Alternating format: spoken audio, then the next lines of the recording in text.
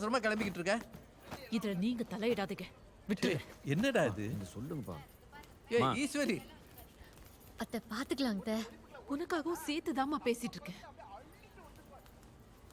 மா மா மா எதுக்குமா இப்படி ஓவரா ரியாக்ட் பண்ணிட்டு இருக்க? மொத்த காலையும் இலை வீடு மாதிரி வந்து நின்று இருக்காங்க. இல்லம்மா எல்லாரும் நின்று இருக்காங்கம்மா, அதாம்மா சொன்னேன். அம்மா மா மா மா மா நான் வரலம்மா. ஏன்டா வரமாட்ட? ஆ, நீ என்ன பெரிய இவனா? போலீஸ்ல போய் கேஸ கொடுத்துட்டு வந்திருக்க. டேய், பொண்ணு பறி கொடுத்தவங்களே சும்மா தாண்டா இருக்காங்க. உனக்கு என்னடா வந்துச்சு? மா வேற வழி தெரியலம்மா. ஹலோ. ஆமாங்க, கனகவேல் தான் டிவில வருது. ஏன் பக்கத்து வீட்டு பொண்ணுக்காக கம்ப்ளைண்ட் பாருடா, உன்னால அவருக்கு எவ்வளவு பிரச்சனை பாரு. அவருக்கு ஒண்ணும் இல்ல, உனக்கு தான் பிரச்சனை. மா நந்தினிக்கு அப்படி ஒன்று நடந்தோன்னே எப்படிமா சும்மா இருக்கிறது? என்னடா ஆச்சு அவளுக்கு? ஆ, நானும் பாத்துக்கிட்டே இருக்கேன். அப்படி என்ன ஆச்சு நந்தினிக்கு?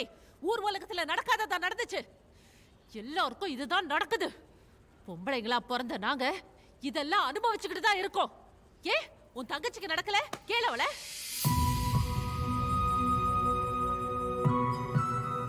ஆமா அண்ணா, அம்மா சொல்ற மாதிரி இதெல்லாம் சகஜம்தான். காலேஜுக்கு பஸ்ல போறப்போ மேல வந்து வந்து விழுவாங்க. நாங்க தள்ளி தள்ளி போனாலும் பக்கத்திலே உரசிட்டு தான் நிப்பானுங்க. வேலைக்கு போற பொண்ணுங்களோட ட்ரெஸ்ஸை வாங்கி பாருனா அதுல எவ்வளவு கைரேகை இருக்குன்னு உனக்கே தெரியும்.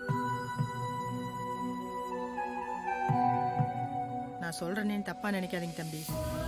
எங்க கார்மெண்ட்ஸில் சூப்பர்வைசர் சொல்லித்தரங்கிற பேர்ல தினமும் உரசிட்டு தான் இருக்கிறான். கம்ப்ளைண்ட் பண்ணா வேலை போய்ங்கிற பயத்துல யாருமே சொல்றதில்ல. இதெல்லாம் எங்களுக்கு பழகி போச்சு தம்பி. உன்கிட்ட எத்தனை தடவை சொல்லியிருப்பேன் ரேஷன் கடைக்கு போயிட்டு வாடான்னு. ஆனா நீ கௌரவ குறைச்சல் நினைச்சு போக மாட்டேன். அங்க நான் போகும்போது ஒவ்வொரு தடவையும் பணம் வாங்கும் போது அவன் என் கையை தொட்டு தொட்டு தானே வாங்குறான். உன்கிட்ட வந்து சொல்றியா? அங்க ஒருத்தன் என் கையை தடவுறான், நீ கடைக்கு போடான்னு. இதெல்லாம் எங்களுக்கு பழகிருச்சு. சகிச்சுக்கிட்டு வாழ கத்துக்கிட்டோம். எங்களெல்லாம் காப்பாற்றணுன்ற பேர மறுபடியும் எந்த பிரச்சனையும் பண்ணாம இரு போதும்.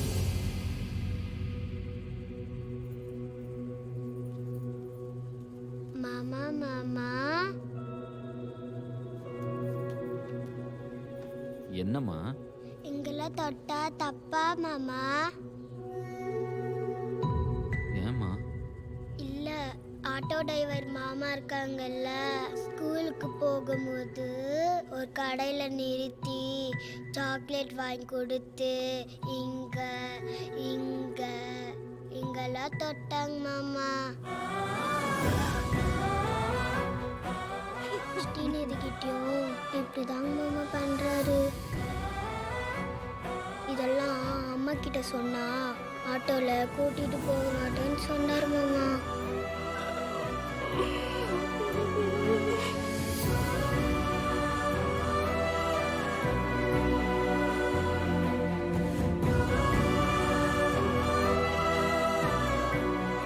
சந்தோஷமா? இப்ப சந்தோஷமா? இந்த வயசுல ஆரம்பிச்சு எங்க வந்து நிக்குது பாரு. சொல்லுமா, இப்ப என்கிட்ட சொன்ன எல்லாத்தையும் அந்த குழந்தைகிட்டயும் சொல்லு. இந்த ஆட்டோ டிரைவரு அப்படிதான் தொடுவான், பொறுத்துக்கோன்னு சொல்லுமா. பெருசானாலும் இப்படியே தான் இருக்கும், கத்துக்கன்னு சொல்லுமா. நீங்க பொறுத்துக்கிட்டீங்க சரி, உங்க பொண்ணையே பொறுத்துக்க சொல்றீங்க. சரிம்மா, நீ சொல்லுமா. இப்ப நான் என்ன பண்ணும் சொல்லு.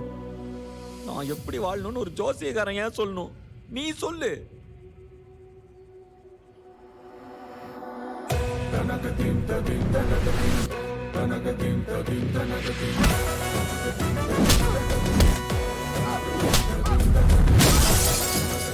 இதெல்லாம் பாக்குறது இருக்கட்டும்க்கா. உங்க பையனை மாதிரி நாளைக்கு இவன் வருவானான்னு தெரியாது.